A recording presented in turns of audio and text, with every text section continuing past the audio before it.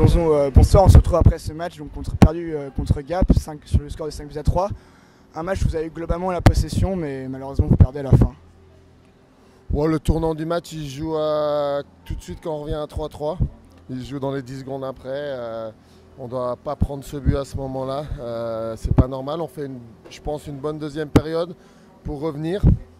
Et là, c'est le tournant du match. Donc, dans la situation qu'on est actuellement, ce quatrième but nous a un peu achevé moralement. Vu que la confiance est moyennement là, du coup, ce but fait très mal. Quand même une petite satisfaction en tout cas ce soir, c'est que vous arrivez à marquer sur un 5 contre 3, ce qui n'avait pas forcément été le cas sur les derniers matchs.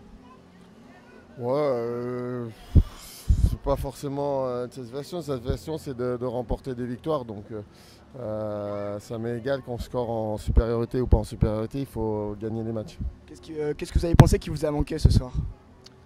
Là, tenir le score à ce moment-ci du match, entamer la troisième avec 3-3, je pense qu'on était en une bonne situation.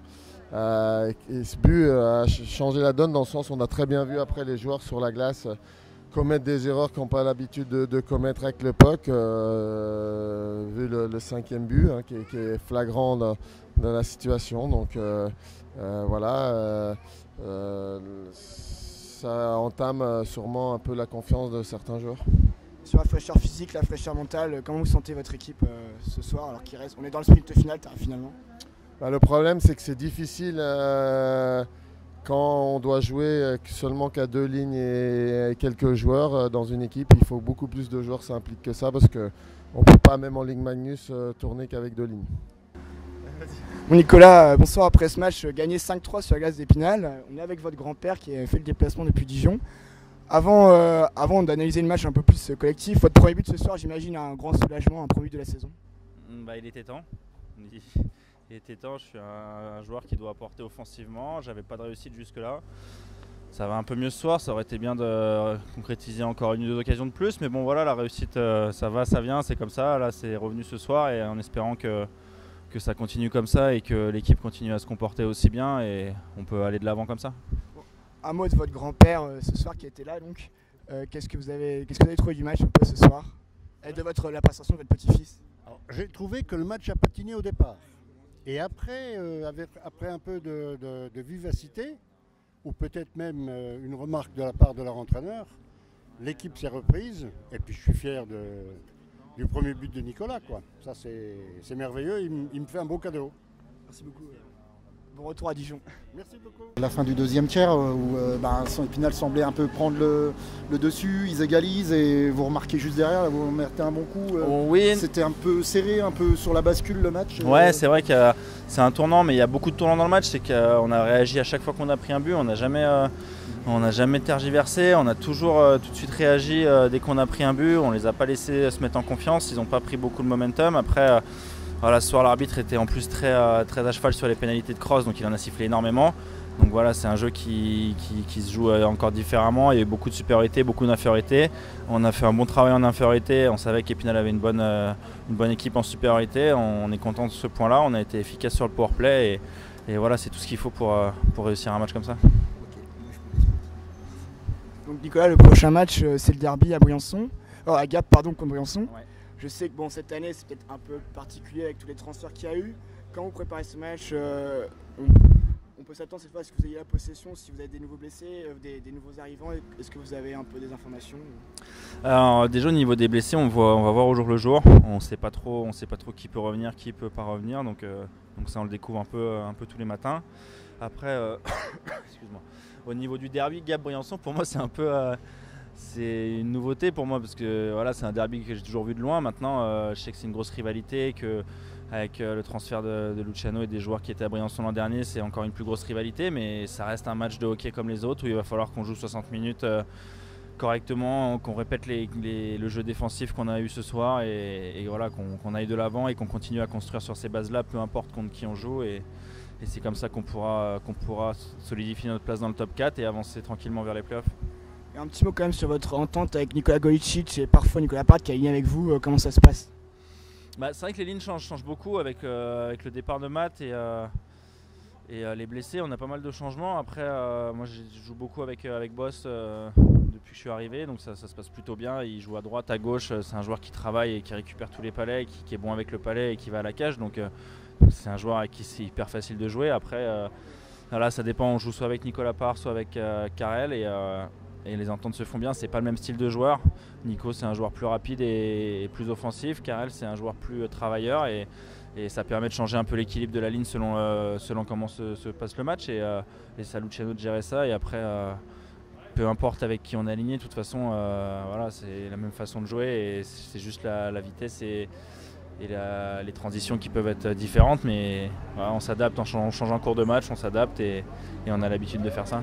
Vitesse et transition, c'est un peu les deux mots d'ordre du nouveau style de jeu de Gap pour cette fin de saison. On a beaucoup de joueurs qui ont un gros patinage, donc à nous d'utiliser ça, à nous de mettre nos adversaires en difficulté avec ça. On est capable de récupérer vite les palets, de partir de l'avant, les défenseurs font des bonnes relances. Voilà, quand on a de l'espace, ici ce soir il y a de l'espace en plus à Épinal, donc à nous d'en profiter. Et c'est vrai qu'on est capable de repartir vite dans l'autre sens et de ne pas trop perdre de temps en zone neutre, en zone défensive. Voilà, on récupère le palais, ça repart et c'est plus agréable de jouer comme ça plutôt que de se mettre dans la merde en ratant des relances ou en faisant des retours en arrière. Et c'est le hockey moderne qui veut ça, qui veut aller de l'avant et on arrive à le faire de mieux en mieux. Luciano Basile, bonsoir. Donc après une victoire 5-3 à Épinal, où Épinal aura quand même globalement eu la possession, mais vous avez su tirer votre épingle du jeu et convertir vos occasions. Ils ont eu la possession, mais les occasions de but, on les a doublées. On a eu plus de tirs qu'eux, cadrés, mais on a eu beaucoup plus d'occasions aussi qu'eux. La possession, ça ne fait pas tout. Après ça, voilà, demandez-moi pas des explications parce que, comme j'ai dit aux garçons, je ne sais pas comment ils font. Voilà, on gagne des matchs avec un effectif. Voilà, aujourd'hui, Dominique Kramer était malade. On ne pensait pas que Nico Parr et Kevin Dacosta allaient faire le déplacement. Ils l'ont fait, eux aussi. Se sentent pas bien avec tous les absences. Une équipe beaucoup amoindrie. Moi, ce que je dis aux garçons après le match, c'est tant et aussi longtemps qu'on se bat autant défensivement, on se donne une chance pour gagner des matchs. C'est ce qui est arrivé ce soir. Vous nous parlez de courage, d'abnégation. Nicolas Rice, vous avez parlé de vitesse, de transition. Est-ce que c'est un peu les 4 mots qui pourraient définir finalement les Rapaces pour ce sprint final et cette fin de saison régulière? Écoutez, on espère déjà, on va retourner. Demain, on va annuler l'entraînement encore parce qu'on est les U22 jouent à Grenoble et je vais faire reposer le groupe parce que voilà, ça tient qu'un fil aujourd'hui. On espère récupérer Matt Wall pour le derby samedi. Déjà, ça devrait nous soulager à l'arrière. Et puis, on continue à travailler, on continue à... Voilà, on ne va pas changer grand-chose. Hein. On est bien défensivement, on est compact. On va essayer pourvu que ça dure, on continue comme ça. Le derby, justement, bon, on sait que pour vous, c'est un match comme les autres. Pour le public, un peu moins, surtout après les événements de cet été. On sait qu'il y a quand même pas mal de blessés. Est-ce qu'on peut espérer d'autres retours que Matthew Wall? Quel est votre état d'esprit, finalement, avant ce match important pour les supporters? Écoutez, dans les conditions qu'on est, si Briançon ne gagne pas ce derby, peut-être ils n'en gagneront pas cette année, hein, parce que là, c'est leur occasion pour eux. Nous, quoi qu'il arrive, la pression, elle est sur eux. On a 3 points d'avance. Ils ont un match en main. Mais voilà, on va essayer de faire abstraction de tout ce qui se passe autour. On va faire notre match. Il faut qu'on reste concentré, discipliné. Pas prendre beaucoup de pénalités parce qu'on a un effectif réduit puis il ne faut pas dépenser trop d'énergie en infériorité.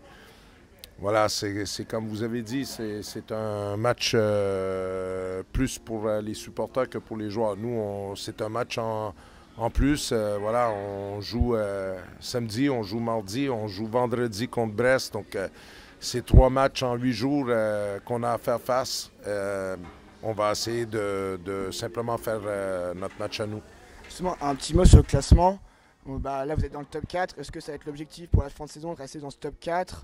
Ou est-ce que finalement, si c'est le top 4, c'est tant mieux, une 5e ou 6e place vous conviendrait également? On n'est pas à notre place. On n'est pas à notre place. Je ne sais pas comment on fait pour y être. Hein. On n'est pas à notre place. Vous regardez la différence de but pour, but contre. Par contre, on s'arrache. On joue les matchs un après les autres. Surtout, on dépense beaucoup d'énergie à défendre. C'est ce qui fait notre force. On va continuer à prendre les matchs un par un. Notre objectif cette saison, il est déjà rempli. Quoi qu'il arrive d'ici la fin de la saison, c'est une première année de ce projet qui est plus que positif. On est en train de jeter les bases pour la saison prochaine et pour le futur. Ce qui arrive maintenant, c'est du bonus. Voilà, moi, j'ai absolument rien à reprocher à mes joueurs. Ils se battent tous les matchs. On est combatifs, on est compact, on travaille les uns pour les autres. On va continuer à faire ça. Puis voilà, on comptera les cadavres à la fin, quoi. Vous avez parlé justement du projet de la première année. Est-ce que vous pouvez nous dire un petit mot sur la suite? Est-ce que on imagine que les saisons suivantes commencent à être préparées dès aujourd'hui, dès le mois de janvier? Ouais, dans quel sens? J'ai pas compris trop la question.